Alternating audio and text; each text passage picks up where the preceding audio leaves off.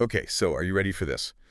We are diving deep into systemic racism today, Oh, yeah. Bring it on. and we're going to be using Reni Eddo-Lodge's book, Why I'm No Longer Talking to White People About Race, to, Well, unpack it all. yeah, to unpack it all. That title. I know, It really, it makes you think, doesn't it? it really does make you think about. What she's saying. Yeah. And actually, she kind of addresses that right up front. You know, it's not about silencing anyone. It's about pushing past those, like, really surface-level conversations. You know, the kind that Right. just go nowhere. Yeah, those conversations that just end up with everybody frustrated. Totally. Yeah. It's more like saying, hey, let's get real. Let's get to the core of how this thing called racism is Like baked in. yeah, baked into everything. To the systems. Right, to the systems around us. And I think one of the things that she does so well is she starts with history. She kind of takes us on this journey through Britain's history. And I love that she doesn't shy away from, you know, those parts that often get overlooked or brushed under the rug, like the slave trade and colonialism. Yeah, she goes right there. I mean, you can't talk about systemic racism without acknowledging that history. And it's so interesting how she connects those historical events, like from way back when, to the inequalities that we see today. Right. It's like it cause and effect on a massive scale. It is. It's like, hold on, we can't understand what's happening now if we're ignoring huge chunks of the past. Exactly. And this leads us to one of the most powerful concepts in the book, I think, this idea of white privilege. Yeah, and this is a term that can be, Super uncomfortable. yeah, for people to hear and to talk about. And I know a lot of people, they hear it and they immediately get defensive. Oh, I totally get it. Yeah. It's like, wait, are you saying I'm racist? And that's not what it's about at all. Not at all. It's more about understanding that the system itself Yes. gives certain advantages to people who are white. Yeah, unearned advantage. Which earned, right? Just by virtue of being white. Right. And it's often so deeply ingrained in how our society works. It's like invisible. Yeah, it's invisible to those who benefit from it. Right, and I love the analogy that she uses in the book that Tell me if I'm remembering it right. Yeah. This invisible knapsack. the invisible knapsack. Full of all these advantages that white people carry around without even, like, realizing it. Yeah, and they don't have to even think about it Exactly. because it's just always there. It's just there. It made me really stop and think, okay, what's in my invisible knapsack? I know, right? And some of those advantages are kind of obvious when you start to think about it, but Yeah. others are more subtle. What are some of the ones that she highlights in the book? Well, let me see. One that really stuck with me was about how white people generally don't have to worry about being stopped and searched by the police just because of their race. Oh, that's a big one. Right. And then there's the whole thing about being more likely to see people who look like you represented in positions of power, whether it's in government or business or media.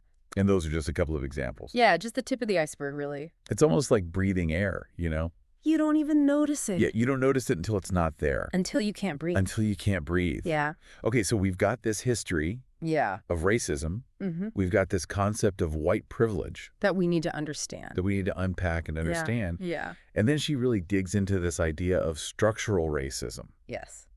which is kind of like, I don't know, it's kind of like this hidden machinery that's working behind the scenes. It is. It's like these invisible systems that are set up in a way that They disadvantage people of color. disadvantage people of color. And it's not just like a few bad apples. No, it's so much bigger than that. Yeah. It's like It's like not just the barrel, it's the whole orchard. the whole orchard. Yeah. So how does she explain this? How does she explain this concept of structural racism? Well, she really emphasizes that racism is not just about individual prejudice. Right. It's not just about people being mean to each other. Right. It's about these systems, these institutions, whether it's education, housing, healthcare, the criminal justice system.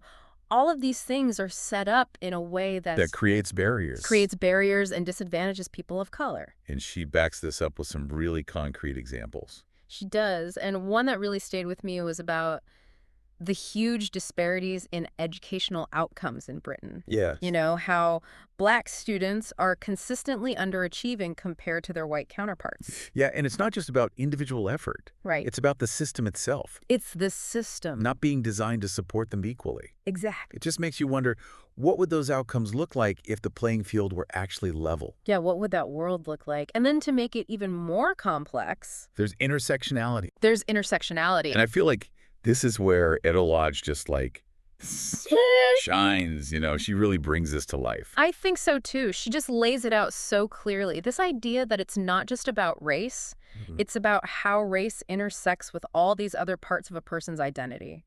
Their gender, class, sexual orientation, disability. And it's not just adding those things together. Right. Like, oh, you're black. Check, check, check. Plus you're a woman. Plus you're... You get more points for oppression. Yeah. It's not... No, it's not like a point system. It's not a checklist. It's about understanding that all these things are woven together. Yeah. And they create a very specific, unique experience of oppression. It's so complex. It is. And I think she does a great job of illustrating this with real stories from people's lives. Can you give us an example? Sure. One that stood out to me was about Black women in the workplace, how they're often facing discrimination based on both their race and gender. So it's like a double whammy. It is. Yeah. She talked about how they might be dealing with sexism from male colleagues. And then racism. And racism from white female colleagues. Creating just like, I don't know. This impossible situation. An impossible situation, yeah. Very challenging. So then what about the folks who just deny that any of this is real? Oh, yeah, that's a big one. What does she say about them? Well, she doesn't shy away from that at all. She talks about how denial, whether it's conscious or unconscious, it's just a huge roadblock. Because it just prevents any real progress. It does. From happening. Because you can't address a problem if you don't even acknowledge that it exists. And then what happens is the people who are experiencing racism, Yeah. they're the ones who are expected to prove it. Yes.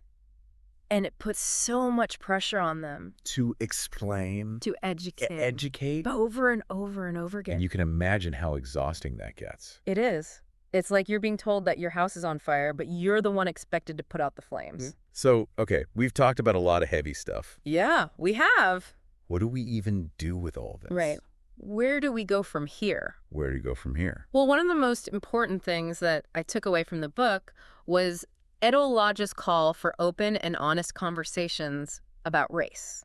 Even when they're hard. Even when they make you squirm in your seat. Yeah. Even when they're uncomfortable. Because we have to move past that defensiveness. Absolutely. And be willing to look at our own biases. You know, that was one of the biggest things for me in just reading this book. Me too. It forced me to confront some things that I hadn't really thought about before. Right, because it's so easy to just kind of go through life. On autopilot. Yeah, on autopilot. Yeah. And not really question those assumptions and those biases that we've all picked up along the way. Right. And, you know, we're not going to get this right all the time. This isn't about being perfect. Right. It's about being willing to learn, to mess up, to apologize, and to keep trying. To keep having those conversations. Keep having those conversations, even when they're tough. So how do we do that? How do we have those conversations constructively?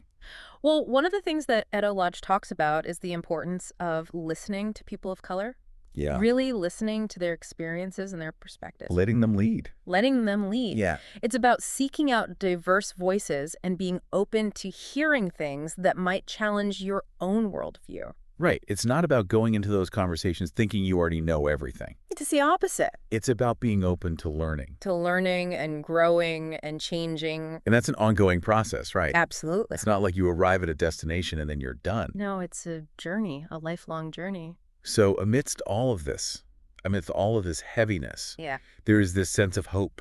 Yes. In the book. Right. Like Eddo-Lodge acknowledges just how deep-rooted systemic racism is. It's like this tangled mess, right? Yeah.